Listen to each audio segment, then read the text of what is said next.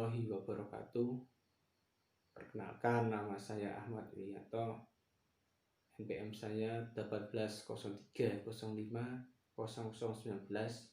Saya dari kelas 5A PGSD.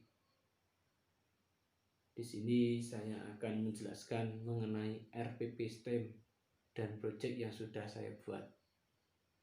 Nah, kegiatan ini saya buat untuk memenuhi tugas akhir mata kuliah pengembangan pembelajaran matematika SD.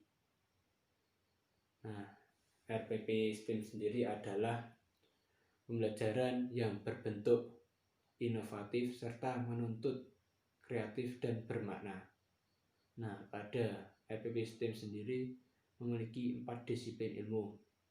Yang pertama adalah sains atau kemampuan dalam menggunakan pengetahuan ilmiah dalam memahami dunia alam.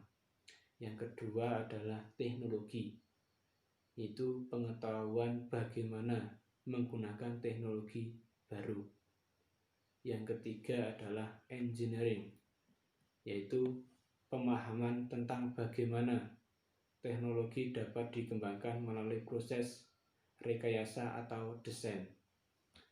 Yang keempat adalah matematik, yaitu kemampuan dalam menganalisis alasan dan mengkomunikasikan ide secara efektif dan efisien.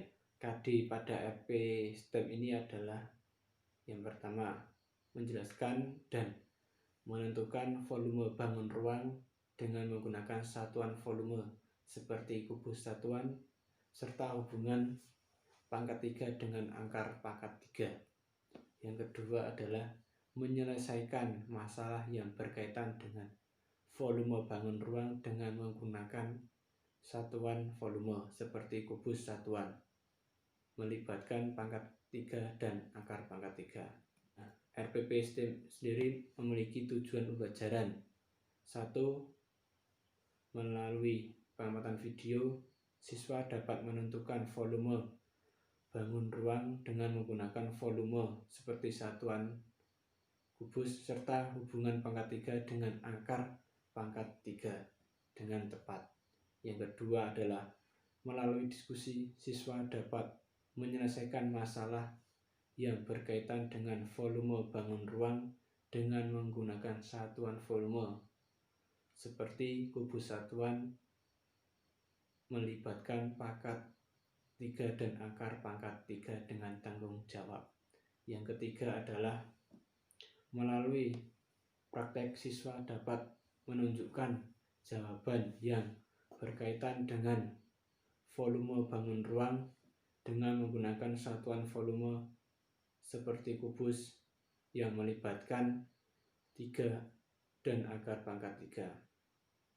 Nah, pada RPP ini memiliki hasil, yaitu untuk menyelesaikan volume bangun ruang dengan satuan volume. Nah, dalam RPP STEM yang saya buat ini menggunakan model pembelajaran ICPL dengan sintak yang pertama, tahapannya reflection. Nah, pada tahapan pertama ini kegiatannya yaitu 1. Guru menyiapkan video permasalahan mengenai fenomena alam banjir. Yang kedua, guru melibatkan siswa untuk melakukan tanya jawab mengenai mengapa banjir bisa terjadi dan bagaimana cara mengatasi banjir tersebut. Yang ketiga, guru membagikan lembar kerja berbasis proyek kepada siswa. Nah, lembar tersebut nantinya akan dijadikan lembar untuk mengerjakan proyek tersebut. Yang tahapan yang kedua adalah proses. Nah, pada tahapan ini mengandung konten STEM. Nah, konten STEM ini meliputi 4, ada sains, engineering, teknologi, dan matematik. Nah, pada sains sendiri yaitu dari bagaimana siswa pengaruh volume bangun ruang terhadap pembuatan rumah apung. Jadi siswa nantinya akan belajar mengenai bagaimana membuat volume bangun ruang yang tepat dalam pembuatan rumah apung agar rumah apung yang dibuatnya itu nantinya akan tahan ketika kondisi alam yang ekstrim. Nah, yang kedua yaitu engineering. Engineering merancang miniatur rumah apung dengan volume bangun ruang yang tepat agar tidak roboh ketika banjir. Nah, pada tahapan ini siswa akan belajar mengenai bagaimana merancang rumah apung dari bangun ruang yang tepat agar nantinya rumah apung tersebut tidak roboh ketika terkena banjir yang besar. Yang ketiga adalah teknologi. Nah, teknologi sini siswa eksplorasi bentuk bangun ruang dan cara membuat rumah apung dengan menggunakan internet. Nah, siswa diminta memanfaatkan teknologi atau internet untuk mencari contoh gambar bangun ruang ataupun cara membuat rumah apung baik dari video maupun Google. Nah, yang keempat adalah matematik.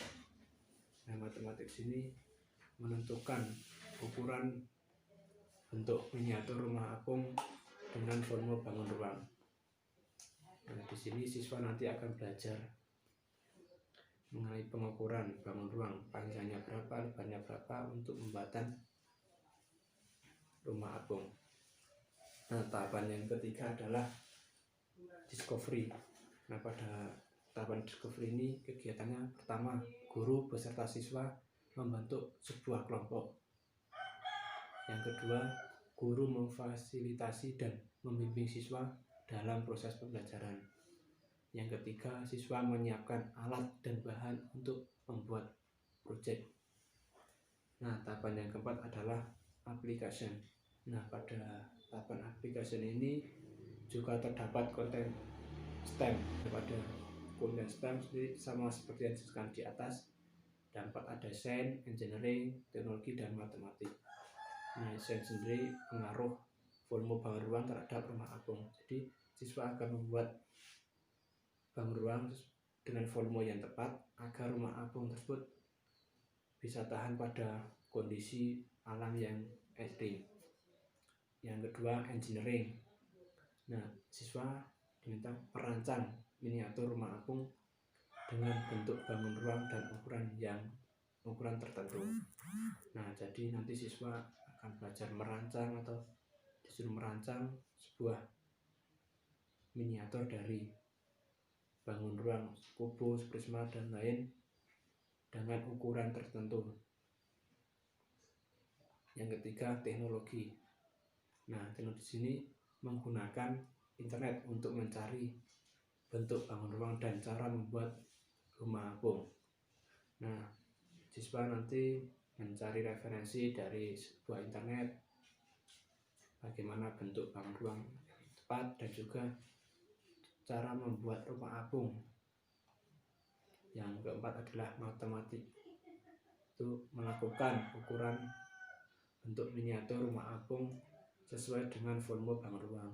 Nah, nanti siswa akan belajar mengenai ukuran bentuk bangun ruang yang tepat, luas, lebar, maupun yang lainnya. Nanti siswa juga mengukur dan membuatnya bangun ruang dan dijadikan rumah apung. Nah, tahapan yang terakhir adalah komunikatif. Guru bersama siswa menyimpulkan materi pembelajaran. Yang kedua, guru melakukan penilaian proses dan hasil pembelajaran. Jadi nanti guru dan siswa nanti akan menyimpulkan semua kegiatan pembelajaran yang sudah dilaksanakan. Dan nanti guru akan membuat penilaian proses dari proses awal sampai akhir dan nanti akan membuat hasil pembelajaran. Mungkin sekian yang bisa saya sampaikan. Mohon maaf bila banyak kesalahan. Saya Heri. Wassalamualaikum warahmatullahi wabarakatuh. Kembangkan potensi ini, berjuang demi Ibu Pertiwi, merajut asa dan semua mimpi bersama PGSD Unima.